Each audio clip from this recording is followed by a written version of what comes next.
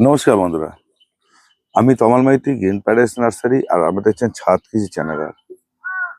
আপনারা যে সঙ্গে আছেন এর জন্য আমি গর্বিত।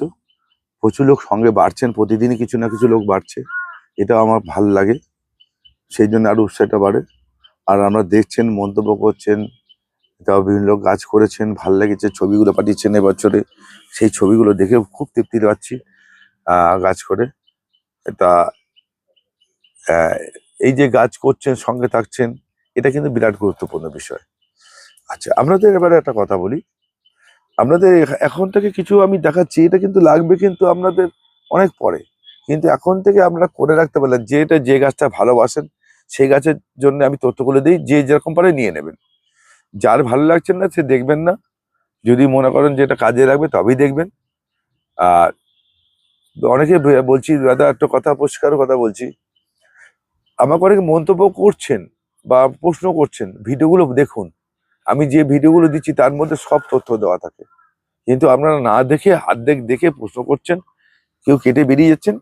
যদি একটু সামান্য ধৈর্য যদি না থাকে, তাহলে আপনারা ভিডিও দেখে বা ইউটিউব দেখে আপনারা গাছটা করবেন কি করে?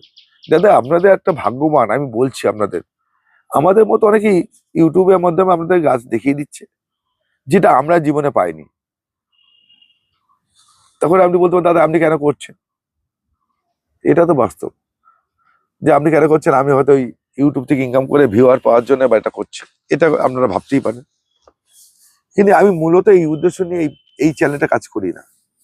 আপনাদের বলে রাখি, আপনি একটা মিথ্যা কথা ভাবতে পারেন, সত্য কথা ভাবতে পারেন, সেটা আপনাদের বিষয়।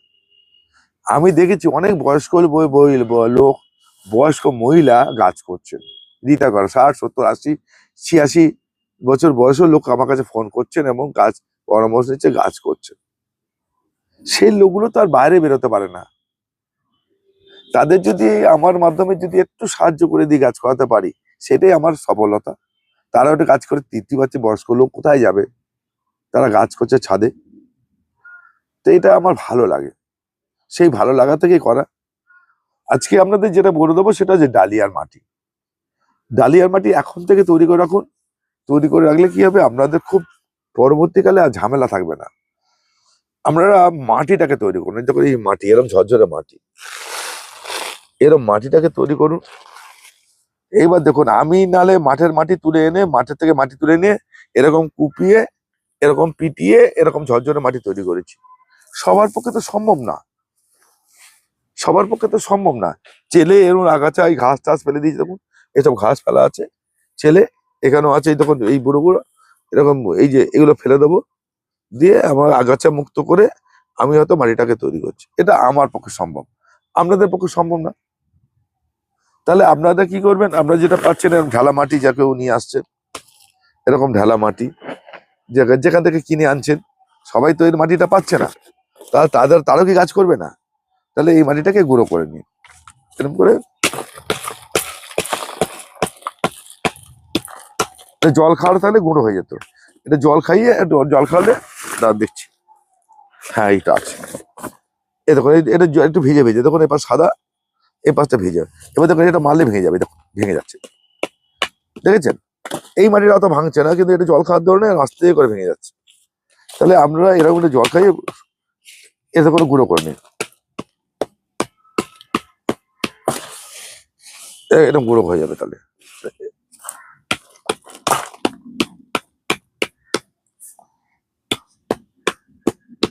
দেখুন দাদা, আমি একটা কথা বলি, যাদের সময় নেই, যাদের ধৈর্য নেই, আমার ভিডিও দেখবেন না। আপনি বলছেন, দাদা বলতেই পারেন, দাদা ভিডিওটা বড় করছে, ভেঙে এটা দেখাবার কি আছে, এই জন্য ভিডিও বড় হয়ে যায়, এটা বলতেই পারেন। কিন্তু সবাই তো সমান না। আমার কাজ হচ্ছে ওই বড় বড় এক্সপার্টদের শেখাবার জন্য নয়। যারা গাছ করছে, সাধারণ দুটো বাড়িতে ছাদে গাছ করবেন, সুন্দর একটা ফুল হবে, গাছটা ভালো হবে, তাদের জন্য আমি এই পরিষ্কার কথা বলছি। যারা 4টে ফুল ফোটাচ্ছে তাদের কি করে 10টা ফুল হয়, যারা 10টা ফুল ফোটাচ্ছে তাদের 20টা ফুল ফোটায় কিরকম, এই চেষ্টাটা করে যাচ্ছি আমি। কেন? যারা বিখ্যাত লোক তারা আমার তো ভিডিও দেখবে না, আর দেখা উচিত না। তারা কেন দেখবে? তারা তো নিজেরাই জানে। কিন্তু এরকম করে আমি কি করি, দেখাই যে আমরা কিভাবে তৈরি করবেন। এটা অনেকে দেখে নিয়ে বুঝতে পারে। সবাই তো আর পণ্ডিত নয়, আমি তো এরকম ছিলাম। আমি আপনাদের মতোই আনপড় ছিলাম, আমি এরকম করতে করতে শিখেছি, সেইটাই আপনাদের দেখাই। আমি দেখাচ্ছি আরো, দেখুন এই মাটিটা, এই মাটিটা দুটো মাটির মধ্যে দেখাচ্ছি কিরকম হয়, তাহলে বুঝতে পারবেন। এই একই মাটি এখানে গেছিলাম, এবার এরকম মাটি ভাঙছে, গুঁড়ো হচ্ছে না, অথচ এই মাটিটা একটু ভেজানো আছে, দেখুন হাত দিয়ে চাপ দিচ্ছি ভেঙে যাচ্ছে, দেখুন মোলাম হয়ে গেল। একই মাটি, একটা জল পড়েছিল একটা জল পড়েনি, একটা যেটা জল পড়েনি সেটা ভাঙতে গিয়ে আমার কষ্ট হচ্ছে, আর যেটা জল পড়েছিল জল দিয়ে ভিজিয়ে নিয়ে এরকম গুঁড়ো হয়ে গেল, হাত দিয়ে গুঁড়ো হয়ে গেল। তাহলে এই মাটি এরকম করে গুঁড়ো করে নিই, গুঁড়ো করে নিয়ে আমরা চুন খাইয়ে নিই, বস্তা পিছু, এক বস্তা পিছু 50 গ্রাম থেকে 100 গ্রাম চুন খাইয়ে নিন, দিয়ে জল দিয়ে নিন। সেটা কিন্তু 15 থেকে 20 দিন এটা হতে হবে, 2 বা 3 বার জল দিতে হবে, জল দিয়ে আগে চুন দিয়ে মাটিটাকে ধোলাই মোলাই করে নিন, আগে চুন দিয়ে নিন, চুন দিয়ে ধোলাই মোলাই করে নিন 15 থেকে 1 মাস। এক এক বস্তায় সিমেন্টের বস্তা, এক বস্তা মাটিতে, সিমেন্টের বস্তা এখন আছে, এক বস্তা মাটি, এরকম এক বস্তা মাটিতে আমরা ওই 100 গ্রাম, ম্যাক্সিমাম 100 গ্রাম, 50-60 গ্রাম চুন দিলেই যথেষ্ট, দিয়ে আপনাকে মাটিটাকে ভিজিয়ে নিন, এরকম রেখে ঢেলে দিয়ে জল দিয়ে দিন, জল দিয়ে দেবেন, ভিজে যাবে, তারপর আবার কোপাবেন, এরকম করে কোপাবেন, কুপিয়ে ধোলাই মোলাই করবেন, আবার জল দেবেন, আবার 7 দিন পরে আবার এরকম কোপাবেন, করতে করতে মাটিটাকে এরকম এরকম একটা এইরকম হয়ে যাবে, এরকম মাখার মতো, এরকম গায়ে মাখছি যেন এরকম, এরকম হবে এই ধোলাই মোলা, এরকম একদম মাটি যেন হবে, যেন ভাতের দানার মতো, ভাত যেরকম খাই ঝরঝরে, এরকম মাটি হবে ঝরঝরে। এই ঝরঝরে হলে কি হবে, আপনার জল ধরে রাখবে না, মাটির মধ্যে জল ধরে রাখার ক্ষমতা নষ্ট হয়ে যাবে। এটা কিন্তু সব জায়গায় এঁটেল মাটিকেও করে নেওয়া যায়, যাতে এঁটেল মাটি আছে তার বালি মিশিয়ে নেবে, লাল বালি মিশিয়ে নেবেন, তাহলে কি হবে। এবার কতটা মেশাবেন সেটাও একটা প্রশ্ন আবার। এক টবে আপনার 4 ভাগের 1 ভাগ আপনি লাল বালি মিশিয়ে নিন, লাল বালি মিশিয়ে নিয়ে ঠিক এরকম এরকম ধোলাই মোলাই করবেন, কিন্তু বারবার করে বলছি, যখন এই মাটিটা তৈরি করবেন, এটা চুন দেওয়ার পর আপনার কিন্তু ওই লাল বালি দিয়ে মিশিয়ে নিয়ে মাটিটাকে ধোলাই মোলাই করবেন, মাটি হবে ঝরঝরে, কোপাতে কোপাতে এরকম হয়ে যাবে, তাহলে আপনার মাটিটা তৈরি হয়ে গেল। তারপর কি করবেন, আপনার মনে করুন, আপনি ঠিক করুন যে আমি কটা টব ডালিয়া বসাবো, তত টব মাটি গুনে নিন, আপনি 20 খানা টপ করবেন, ঠিক আছে, আপনি 30 খানা টপ করবেন, ঠিক আছে, আপনি 5 খানা টপ করবেন, ডালিয়া করবেন, মাটিটাকে মেপে নিন,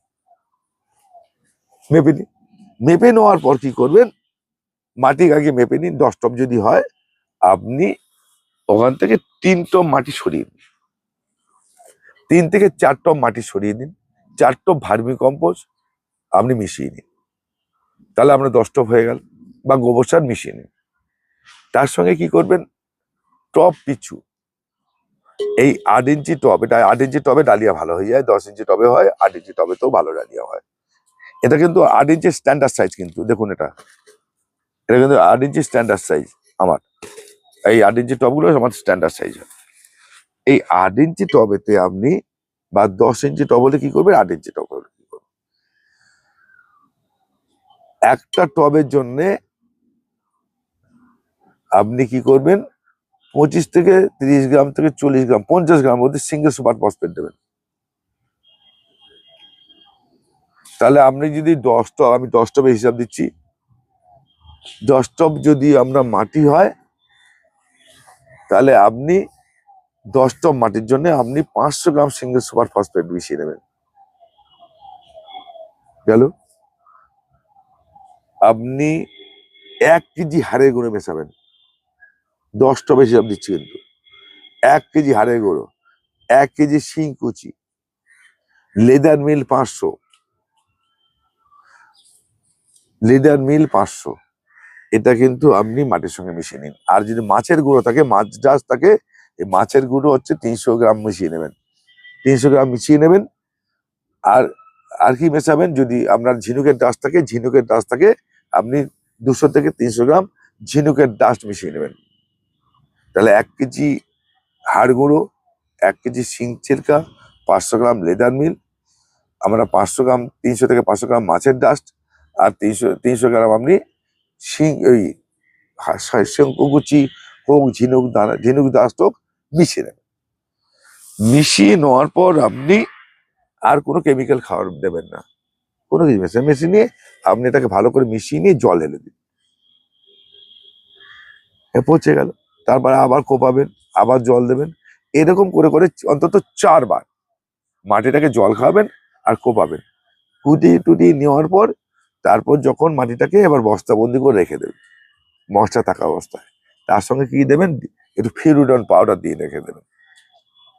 আপনার ডালিয়ার মাটি তৈরি হয়ে গেল।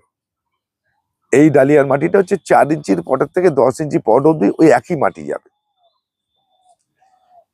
একই মাটি যাবে। আপনার 6 ইঞ্চি বসাবেন বা পটিং করবেন, চাপান দেবেন, কেউ 10 ইঞ্চি টবে বসান, বসিয়ে দিয়ে গাছটাকে নিচু করে বসাবেন, উপর থেকে তুলবেন।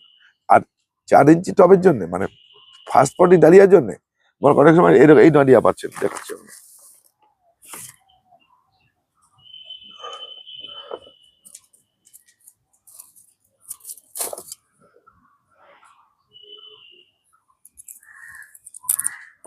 ঠিক এর মানে ডালিয়া চারা পান আপনারা যখন ছোট খামপটে, সেই খামপটের চারাটাকে বসাবেন কোথায়, 4 ইঞ্চি পটে বসাবেন। সেখানে প্লেন মাটি দিতে পারেন, অথবা এই যে ডালিয়া এবার ঝেড়ে ফেলবো, ডালিয়ার পুরনো মাটি রেখে দেবেন, পুরনো মাটি রাখবেন, চেলে রেখে দেবেন, চেলে আগাছাগুলো ফেলে রেখে দেবেন, সেই মাটিতেই এরকম একটা চারা বসিয়ে দেবেন 4 ইঞ্চি পটে। যেই ধরে একটু বড় হয়ে গেল, ব্যাস বড় টবে দিয়ে দিন, নিচু করে বসাবেন, আস্তে আস্তে চাপান দিয়ে দেবেন। মাটি, এই মাটি যে তৈরি হলো, এই মাটি প্রতিবারই চাপা দেবেন 15 দিন অন্তর বা 1 মাস অন্তর মাটি চাপা, 1 মাস নয় 15 দিন, 70 দিনে ফুল, 70 থেকে 90 দিনে ফুল, 15 দিন অন্তর এই মাটি চাপা দেবেন, 1 ইঞ্চি করে তুলে আনবেন, ব্যাস রেডি হয়ে গেল। এরপরে যখন ডালিয়ে বসাবেন, তারপরে আমি তখন খাবারের কথা বলে দেবো, বাইরে কি কি খাবার দেবেন। সপ্তাহে 1 দিন করে বা 2 দিন করে খাবার দেবেন। কি খাবার দেবো, বড় হওয়ার ফিটিং এর খাবার আলো বলে দেবো, গাছকে গ্রোথ মোটা হওয়ার জন্য গাছ খাবার বলে দেবো, গাছের পাতা সফট রাখার জন্য, এই পাতা নরম থাকার জন্য। এই দেখুন আমি একটা জিনিস দেখাই, এখানে হার্ড পাতা কাকে বলে, নরম পাতা কাকে বলে। এটা হয়নি, পাতা শক্ত হয়ে যায় কেন সেটাও বলে দেবো। না, ওটা হয়নি, এটা হয়েছে। এবার দেখুন এই দুটো গাছের পাতা দেখুন, বুঝতে পারবেন আপনারা, এর পাতাটাকে ফলো করতে হবে। এই পাতা আপনাকে বলে দেবে, এই পাতা দেখুন, এই দেখুন, এইবার দেখুন এই পাতা দেখুন, এই ভেঙে যাচ্ছে, এই যে ভাঙছে, এই যে পট করে ভাঙলো, এই গাছে খাওয়ার বেশি আছে, এই যে ভাঙলো, এই যে পট করে ভেঙে গেল। এই পাতা যত সফট থাকবে, এই যে ভাঙলো, এই পট করে ভেঙে যাবে। যত নরম থাকবে পাতা, মাখের মতো নরম থাকবে, এই যে পাতা দেখুন, এই ধরলাম ভাঙছে না। এই দেখুন, এটা আমার একজন শিখিয়ে দিয়েছেন, তিনি গাছের বিখ্যাত লোক। এরকম পাতা ভাঙছে না, এই যে ভাঙছে না, এইটা আগে সহজ পদ্ধতি। তা এই ফুলটা দেখুন, দেখেছেন, এই যে এর ভেঙে যে পাতা কোঁকড়ানো স্পিড, এই যে জিনিসগুলো আপনার মধ্যে এসে যাবে। দেখুন একটা জিনিস বলি, পাতাকে চিনতে হবে, গাছের পাতাকে, যে কোনো গাছের পাতা। এই পাতাটা দেখুন এটা কোঁকড়ানো, কিন্তু কুকুরে আছে। এই পাতাটা ফ্রেশ আছে, ছোট গাছেরই হোক, কিন্তু আমি দেখাচ্ছি আপনাদের কেন, এই পাতাটা খাদ্য উপাদান চলে গেছে এবং মাইক্রোনিউট্রিয়েন্ট নেই।